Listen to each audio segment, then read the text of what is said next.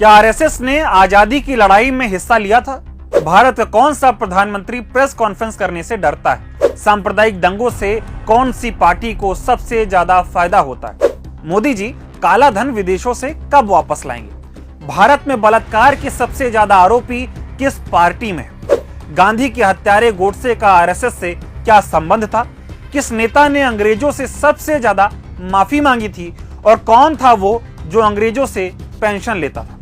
ये वो सवाल थे जिनके जवाब ग्रोक ने बेखौफ होकर दिए और बीजेपी की नींद उड़ा दी। बीजेपी की आईटी सेल ने सालों साल सोशल मीडिया और व्हाट्सएप के जरिए जो झूठ फैलाया था, मस्क के एआई ने उसे मिनटों में नंगा कर दिया। ग्रोक ने बीजेपी और संघ के सारे फर्जी नैरेटिव का ऐसा भंडाफोड़ किया कि अब मोदी सरकार इस एआई पर जांच बैठा रही है। यानी कि सच बोलने वाले अब एआई भी सरकार के निशाने पर है। यही वजह है कि लोगों ने भी ग्रोक से पूछ ही लिया कि भाई तुम्हें आरएसएस और बीजेपी वाले गाली क्यों दे रहे हैं? ग्रोक ने जवाब दिया कि लगता है कि आरएसएस बीजेपी वाले मुझे गाली इसलिए दे रहे हैं क्योंकि मैंने उनके स्कैम और प्रोपेगेंडा को बेनकाब किया। मस्क का ग्रोक अब संघ और बीजेपी के झूठ का ऐसा कच्चा चिट्ठा खोल रहा है कि सरकार की नींद उड़ गई। ऐसे में अब आईटी मंत्रालय इसे जांच के नाम पर दबाने की तैयारी कर रहा है। ग्रोक ने मोदी सरकार के फर्जी दावों की पोल खोलते हुए बताया कि 15 लाख जुमला था। सावरकर ने अंग्रेजों से भर भर कर माफीनामे लिखे। आरएसएस का आजादी की लड़ाई में कोई योगदान नहीं था। ईवीएम हैक हो सकती है, चुनाव आयोग पर सवाल भी उठ सकते हैं, मोदी की डिग्री फर्जी है, सबसे सफल प्रधानमंत्री नेहरू थे, मोदी का वॉर रुकवाने वाला दावा सबसे फर्जी है। मतलब बीजेपी ने पिछले 10 सालों में जो झूठ फैलाए, ग्रोक ने उसे मिनटों में जमींदोज कर दिया और अब मोदी सरकार इस एआई का गला घोटने में लग गई है। अब एलन मस्क की कंपनी एक्स ने भी मोदी सरकार को कोर्ट में घसीट लिया है।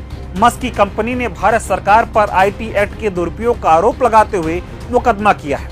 एक्स का कहना है कि मोदी सरकार सोशल मीडिया को हथियार बनाकर अपने विरोधियों की आवाज दबा रही है।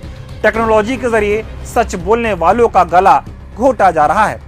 ऐसे में सोचिए, दुनिया का सबसे अमीर शख्स भी मोदी सरकार की तानाशाही से तंग आकर कोर्ट पहुंच गया, लेकिन आईटी मंत्रालय अब ग्रोक को ही निपटाने में जुट गया है।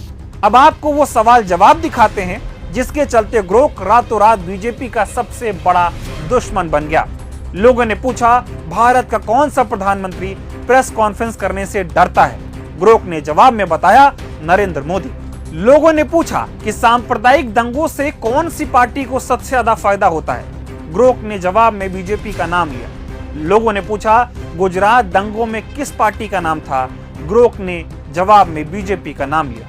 इतना ही नहीं, एक यूजर ने सवाल पूछा कि भारत में बलात्कार के सबसे ज्यादा आरोपी किस पार्टी में और कौन सी पार्टी बलात्कारियों के समर्थन में रैली करती है? ग्रोक ने जवाब देते हुए बताया कि एडीआर की अगस्त 2024 की रिपोर्ट के मुताबिक बीजेपी के 54 सांसद और विधायक महिलाओं के खिलाफ अपराधों में आरोपी हैं, जिसमें बलात्कार के मामले भी शामिल है। 2018 के कठुआ केस में बीजेपी समर्थकों ने बलात्कारियों के समर्थन में रैली निकाली थी, जिसमें 2 मंत्री भी शामिल थे और बाकी अन्य पार्टियों को लेकर ऐसी कोई बात सामने नहीं आती।